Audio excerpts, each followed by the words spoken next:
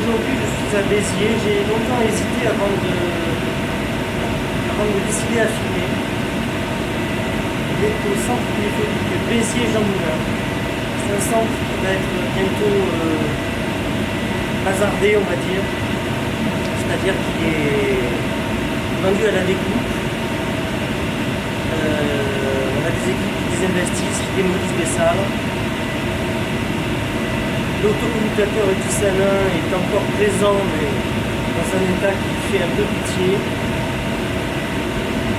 Malgré tout, j'ai tenu quand même tenu à le filmer. Et voilà, c'est ça, c'est comme ça que ça finit. Voilà. C'est pas très glorieux, mais bon, si vous voulez. Alors c'est une machine, donc Béziers Jean Moulin 2. Mise en service en août 85 et arrêté en octobre 2000. Voilà, alors nous allons vous faire aimer l'an 2000. Pour cette machine, ça n'a pas été très bon pour elle, l'an 2000. Bon, voilà, écoutez, on va commencer la visite. Alors déjà derrière moi, nous avons ce qui reste de la documentation. Le 10B, c'est-à-dire le 10N1. Et ici nous avons un cadavre de CSE, alors c'est pas trop ce qu'il fait là, mais bon.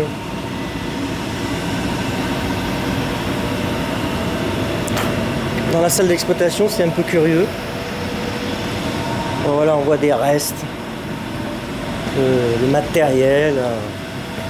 Ici il y a le PGV, donc pupitre général de visualisation. Aujourd'hui, j'arrive à me souvenir de son nom. Donc on voit bien. Nom de Dieu. Béziers Jean Moulin.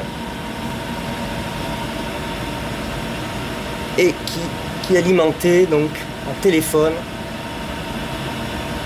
un certain nombre de bleds. Alors, ce n'est pas une marque automobile.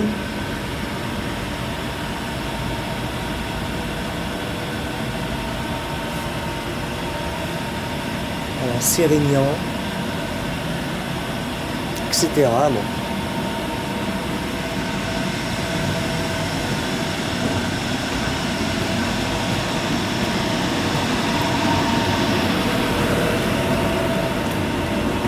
Alors ici, ce sont des CSN qui ont été installés bien ultérieurement dans les années 90. Ça, hein.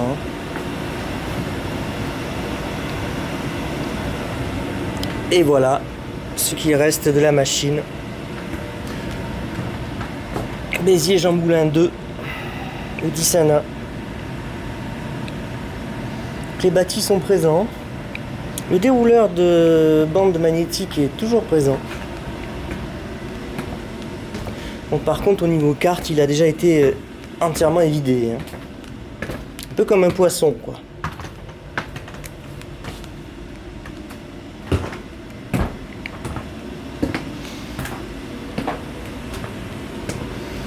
Oui, dans quelques semaines, il n'y aura plus rien parce que je vois j'ai vu tout à l'heure les équipes s'affairer à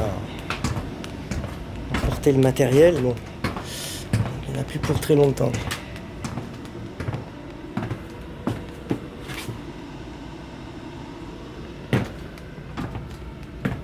Alors, nous n'avons que très peu de recul, ils l'ont vraiment serré contre les murs. Hein.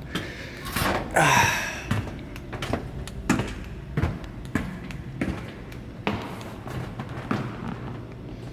On fait vraiment ce qu'on peut là. Là c'est vraiment c'est quasiment de l'urbex, hein. Au vrai sens du terme.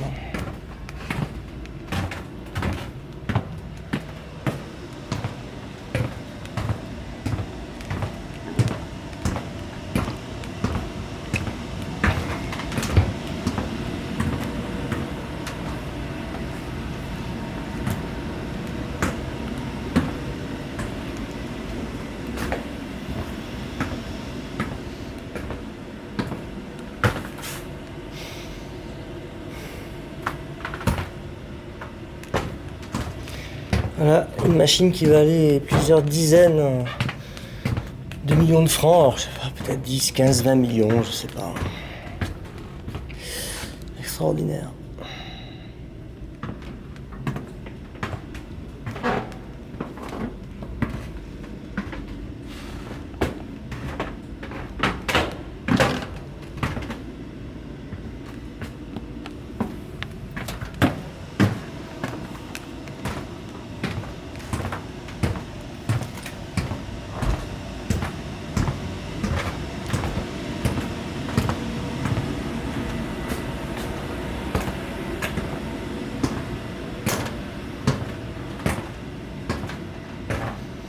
Tous les organes nobles, je vois, multi-enregistreurs.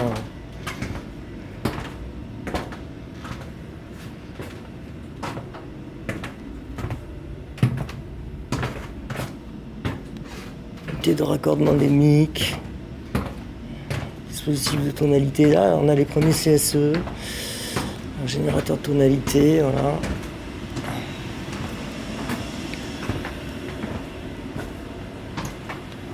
Encore des unités beaucoup d'unités de raccordement de mic, donc beaucoup à mon avis d'abonnés distants. Hein.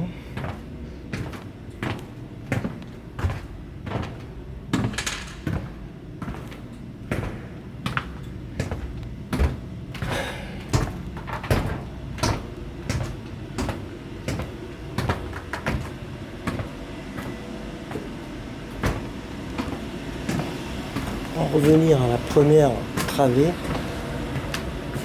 voilà, on a ici les traducteurs, organe noble par excellence, le réseau de connexion, mais qui a été, tout est sectionné, hein, et les marqueurs, et l'organe de contrôle. Voilà.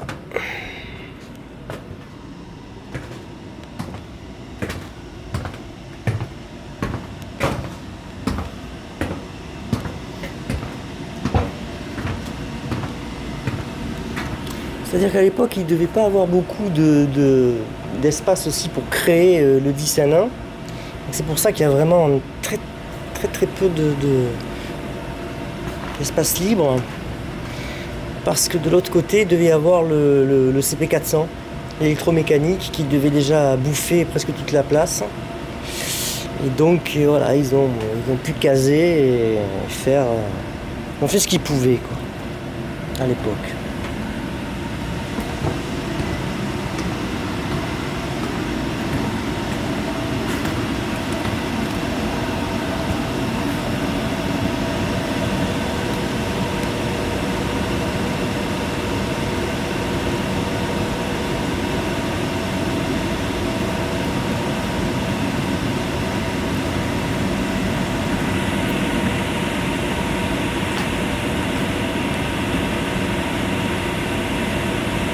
Écoutez, voilà,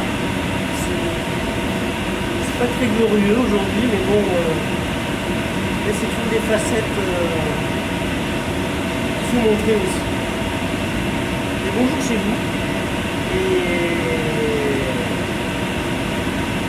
à tantôt.